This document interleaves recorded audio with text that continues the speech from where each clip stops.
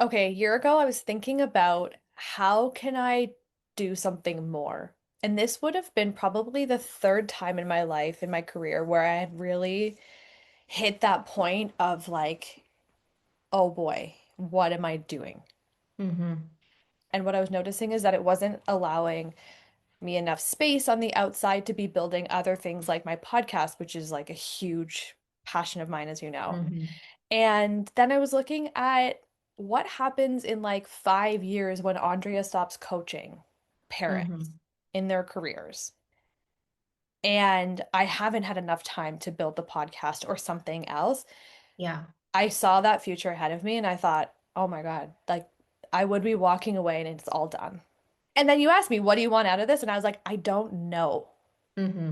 But I know there's this like momentum or this like rocket ship and I want to jump on board and I have no idea where it's going to take me. So I have no expectations or intended outcomes, but like help me figure out what Yeah. that And I remember you really speaking into that idea of just more wanting to build something that lasted, and is. that word legacy was close for you. It wasn't just that time for money coaching kind of exchange. You were building something, you didn't quite have words for it yet, but it was more, and just really Mhm. wanting to give yourself the gift of exploring that.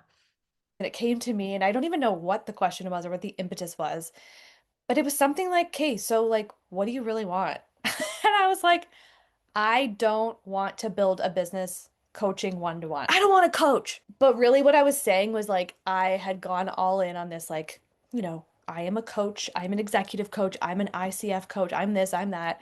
And Mm-hmm. coach, coach, coach. And it was like, that wasn't my legacy. And I realized it in that moment. And then you're like, okay, so what do you want to do? And I was like, I want to create something. I want to go all in on my podcast. I want a community. I want to create events for working mothers where they can have this like beautiful experience and like kind of like this. I was like looking around at this beautiful space you had hosted us and I was like, I want this. I don't want to be behind my Mm-hmm. one-to-one screen. But I still want a little bit of it because like I do Yeah. love it, but not a 40-hour, like I didn't want to build another day job for Yeah. myself. What have been some of the ripple effects for you around making that decision, and how has that showed up for you in your business? The first thing that comes to mind is the word speed because it was like once I released that pressure and that like, oh, I should be sending an email about coaching, I should be promoting coaching, I should be doing this coaching, blah, blah, blah.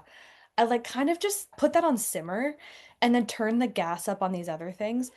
I have since then, in a really fast amount of time, pretty well doubled the listenership on my podcast. I went from like up to, I think it was like just shy or maybe at a 5% top global podcast to a top 3% global Oh podcast. my God. I'm ranking in the parenting space.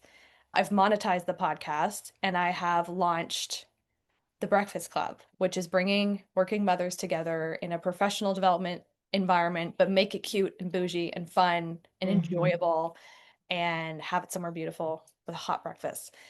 And there is something Hmm. about being in a community of women who are also cheering you on, of having a a facilitator or Yeah. coach like you to be like, okay, cool, great, this sounds amazing. Look at you, you're lit up, like reflecting back, like what I'm saying, what Hmm. I'm hearing, holding to be like, okay, does this financially make sense? Like, it was all of it. It was this magic secret sauce of like bringing all those things together to the point where I said to you, listen, I actually don't even have time for legacy builders. I don't want to join the next cohort because I need to just go and fucking do it. Implement it. If you were thinking about the kind of person that you would recommend to join Legacy Builders, who would it be and why? I would say it is the person who has a million swirling ideas in their brain, who has a tendency to try something,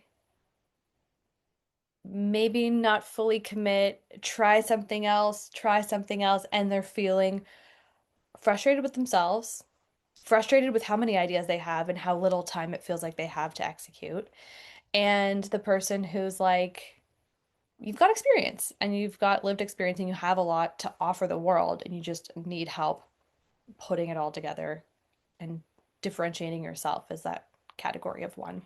Yeah. Because it's Yeah. great to have this incredible product, but if you don't have a name for it, or if you don't have an explanation for like what this thing is, whatever it is you're Mhm. building, ain't nobody gonna buy it.